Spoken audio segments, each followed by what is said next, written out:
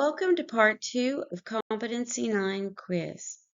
In this video, we will continue working with lines, angles, and congruent triangles.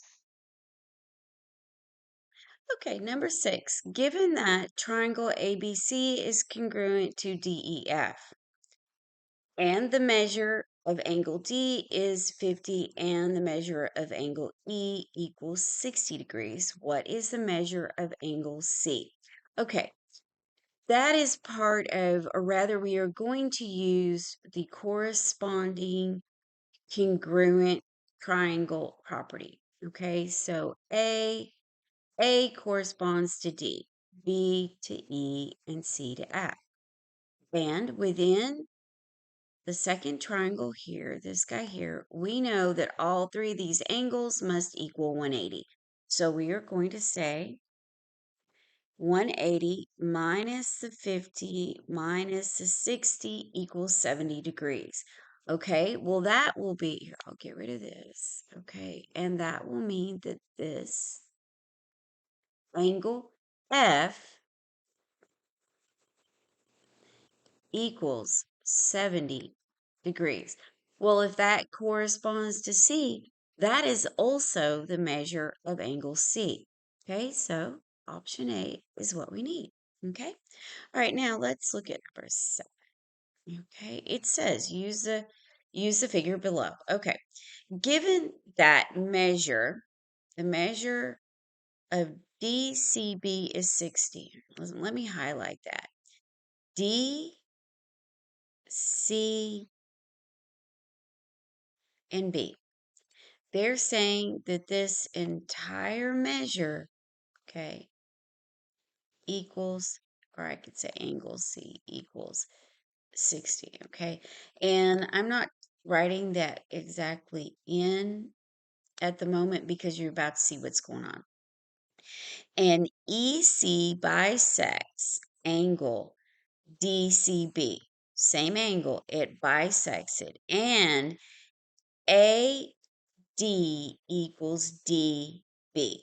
Okay, so this is telling me that AD right here is congruent to this whole length of DB. And I'm going to, well, it's sliced up, but let's use a different color kind of to help us out here. So these guys are congruent. Okay, there's our congruency. Now, since we have an angle bisector, we know we have 30 here and 30 here. Okay, so that's interesting because we have enough information, looks like, yeah, that we can start getting other angles, okay? Right, well, first off, here, I use that green there, here. Let me be more strategic here. I'm using that green, but I don't want to go all the way. Showing they're congruent, kind of helping us out. But notice I have a 90-degree angle. Because of that 90 degrees, I have a 60-30 triangle formed. Triangle FCB is a special right triangle. So I know this is 60. Okay. Well, if this is 60, okay, and that's 30, and we have 90 degrees here at B, right? Then I know the uh adjacent angle. I'm sorry, I couldn't think of the word adjacent. Okay, this adjacent angle to the 60 is 120. Wait a second.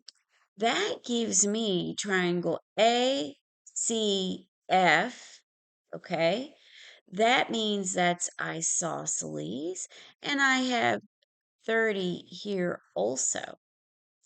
So I know it's very confusing to see, but I have two congruent triangles drawn within the larger triangle. I have a 30, 30, 120.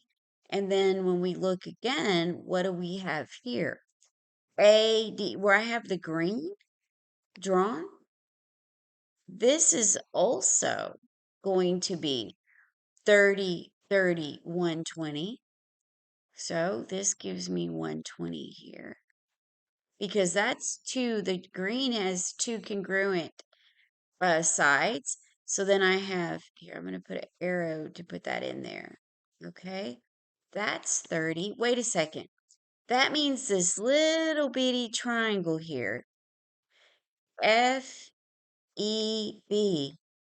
that's going to be a right triangle because you have 60 here and then you have the 30 there.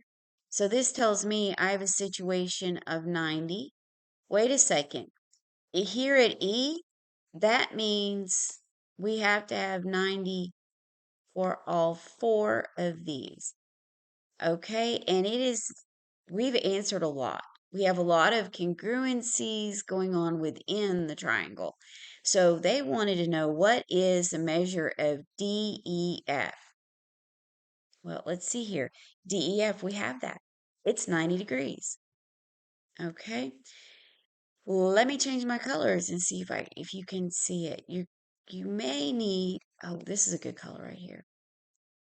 And that is, well, it's a good color right there. That's my 90. That's my DEF.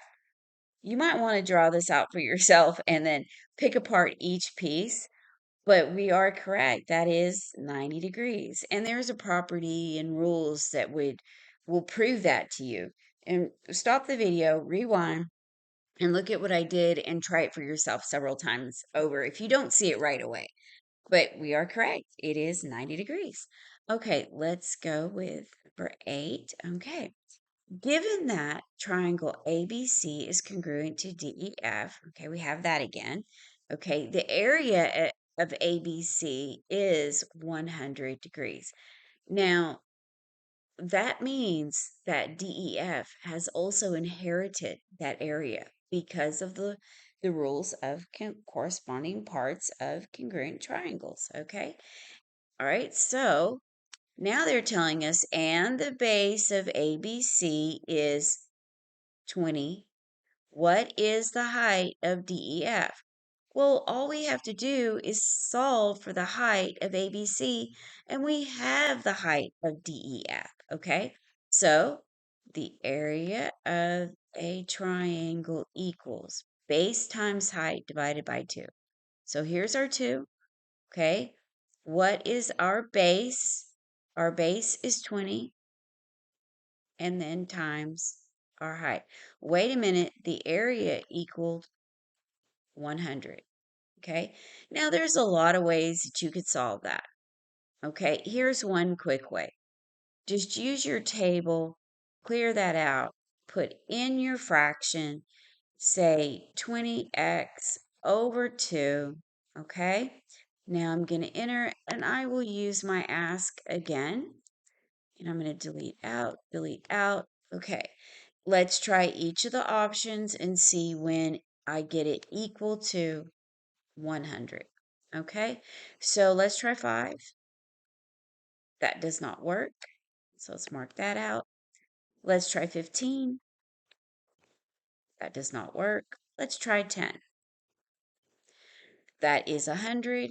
That will work. I'm going to go up to the very top and I'll do a type over and try 20. It does not work. So obviously C is the correct option. Okay, let's try number 9. Number 9, use the triangle below to answer the following question. Which of the following triangles is congruent to the triangle above? Okay, this is not a calculator question. Okay, let me get everything in the frame. There we go.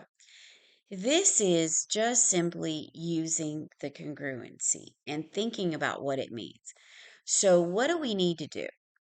When you see something like this, first we know that we should have all three sides congruent so that these tick marks or hash marks should be the same. Well, how do we know they're in the same place for the same leg? Okay. You look at the position of the angles. And we know also, because it is a triangle, that this third angle, they're all going to be 180. So this one is would be 3. Okay? So we need these to be in the same position. And the truth is, it doesn't matter if this third one's marked or not. Okay? All right. So let's just think of it this way. So you have a hash mark 1, and then you have a hash mark, or a leg with 2 hash marks. That's what I want to say. Those have to be on each side of an unmarked angle.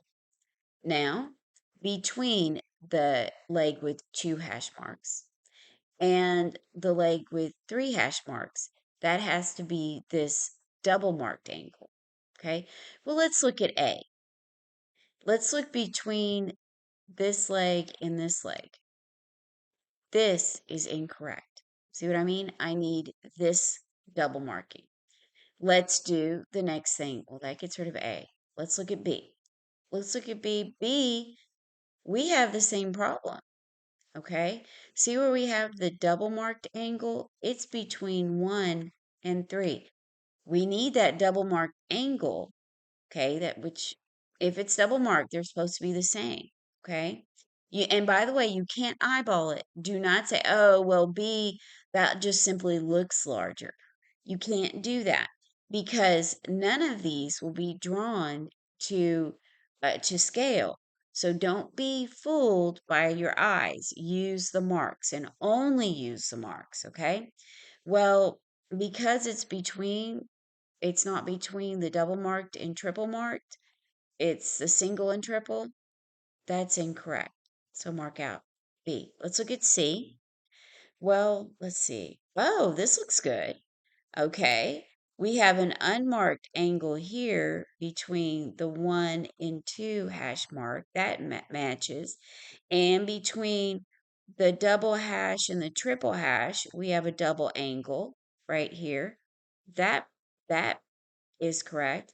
And again, between the single mark angle, and the 1 hash and 3 hash leg, that's correct. So I'm going to say C. But let's look at D. Okay, let's see here. Yeah, this angle is between the incorrect legs. See, it doesn't have the double. It has a triple, but this is incorrect. So those aren't the right legs. So D is incorrect. So C is verified. And we can't use a calculator for that. Now, you could put angle measures on it for yourself and think of it that way. Okay. Either way, C is the one that behaves exactly like the given triangle. So they are congruent. All right, let's move on to the next one. Number 10, which of the following statements is most accurate about the following triangles?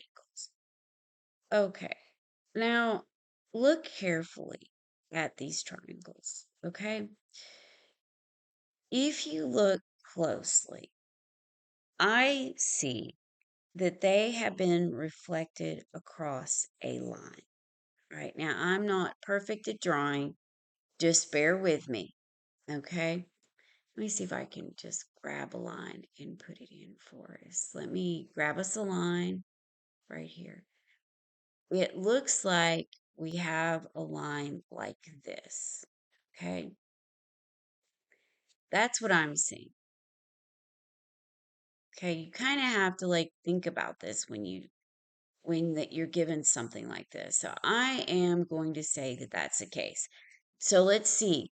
Yes, if our line is in the right position, looks like we have the same distance from here to here, and from here to here, and then from here to here. Looks like that works. We're not given values, okay? And then we need to check our marks.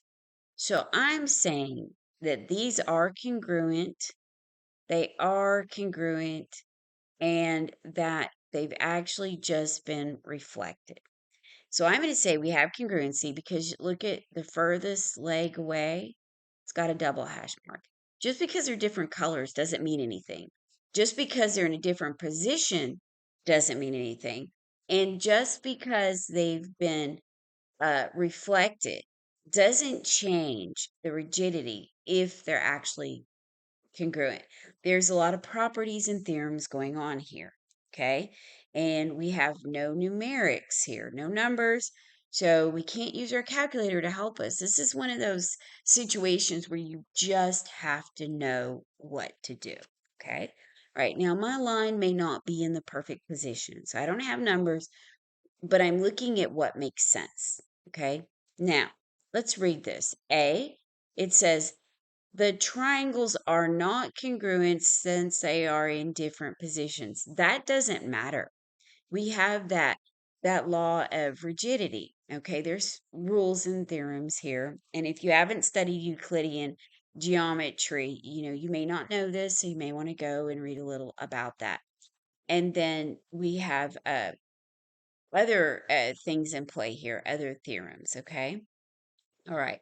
So A's out. Let's look at B. The triangles are not congruent since the angles and the lines do not correspond, but they do correspond. They correspond perfectly. They're just reflected. Okay. All right. Now let's see here. Without numbers, I can see that they do correspond. Let's see. C says the triangles are congruent. Congruent. Okay, I agree with that part. I'm going to say they are. Since at least two angles are equal and corresponding. Ooh, we need more than two angles corresponding for this to be accurate. So I'm going to agree with the congruency, but I am going to disagree with this whole part here. You need all the sides to be congruent and all the angles. And just because one angle isn't marked doesn't mean anything, because of the fact that everything corresponds and two are marked. We know that the third angle is congruent because all three angles of a triangle add up to 180. Okay, we can use that property in the background per se. Okay, well, I'm going to disagree with C. Let's look at D. The triangles are congruent since the corresponding sides and angles are congruent. That I'm going to agree with. I see everything corresponding and everything in the right place. It's just that the we have a reflection which makes it look like we have and it's a different position, but that doesn't mean it isn't still the same triangle. So they are congruent triangles, okay? Just in different orientations. All right. Okay, this is the last question in this particular video. Okay. And I want to thank everybody for watching, subscribing, liking, and sharing. You guys are amazing. And congratulations to those of you who have passed your test. Okay. I wish everyone happy testing.